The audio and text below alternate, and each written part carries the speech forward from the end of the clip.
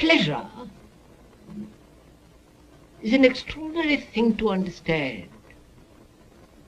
It needs a great deal of attention, a swiftness of mind, a subtle perception. So one has to understand it. And to understand it, there must be neither withholding nor denying that quality, that principle of pleasure. And that's very difficult to do, because we are so heavily conditioned to accept and to function with the motive of pleasure, with gratification.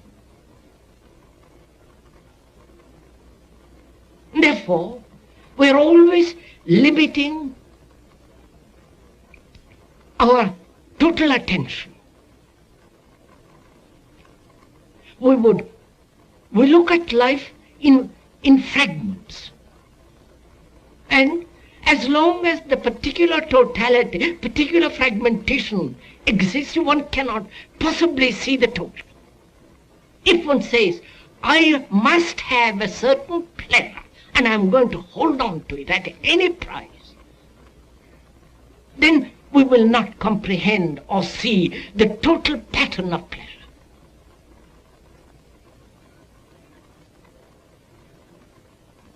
And we are concerned with seeing the totality of pleasure, what is involved in it. The pain, the frustration, the agony,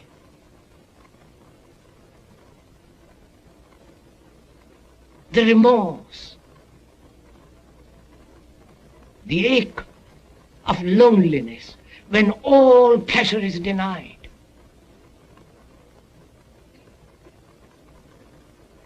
And naturally escape from all that through various forms, which again is the continuation of pleasure.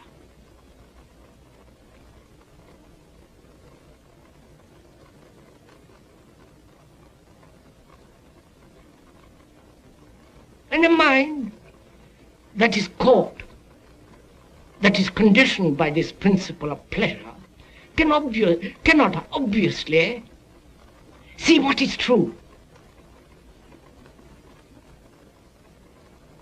cannot think clearly,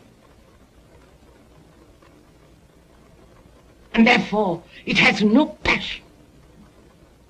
It translates passion as sexual, or achieving some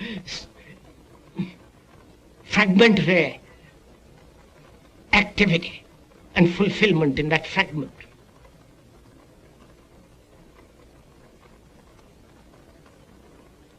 So where there is no understanding of pleasure, there is only enthusiasm, sentimentality, which evokes brutality and callousness and all the rest of it. So what is pleasure? Because without understanding pleasure, there is no love. Love is not pleasure.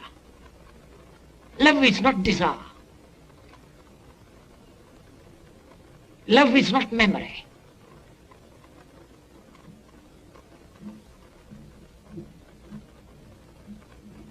And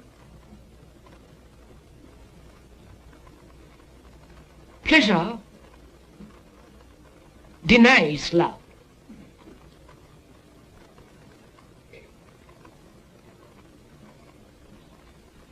Therefore, it seems to me, it is important to understand this principle. Surely, pleasure is desire.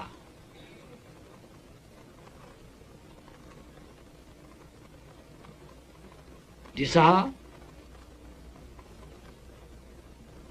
which comes into being very naturally when you see something which gives you a stimulation, a sensation. And from that sensation there is desire. And the continuation of that desire is pleasure. And that pleasure is sustained by thought. I see something, and in that contact with it, there is a sensation.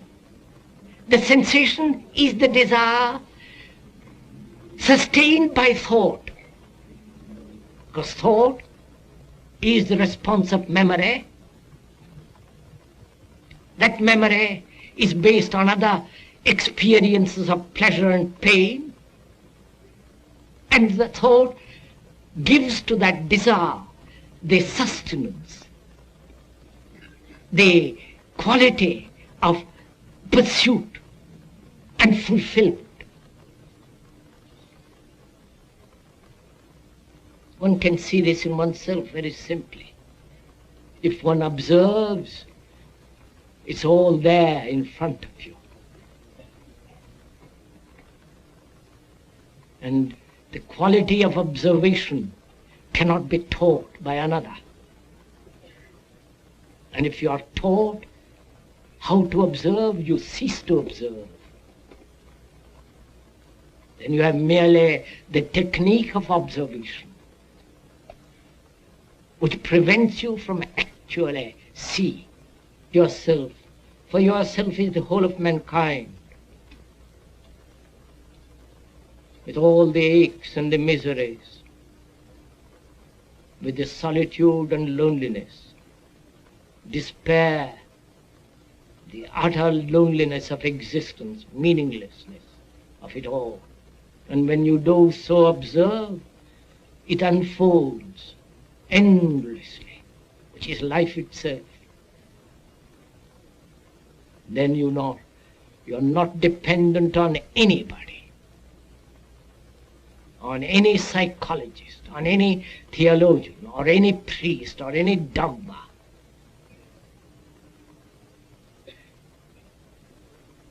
Then you are looking at this movement of life which is yourself. But unfortunately, we cannot look with clarity because we are driven by this principle of pleasure. So to understand pleasure, one has to understand the structure of thinking.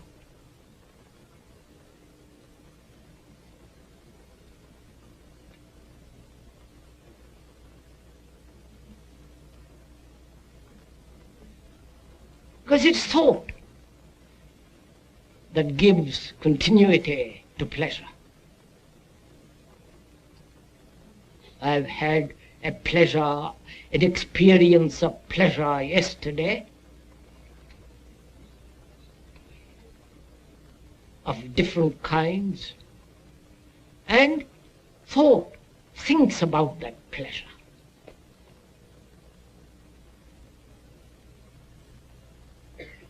And demands its continuity. So, memory of that pleasure of yesterday is reacting, demanding that it be renewed through thought.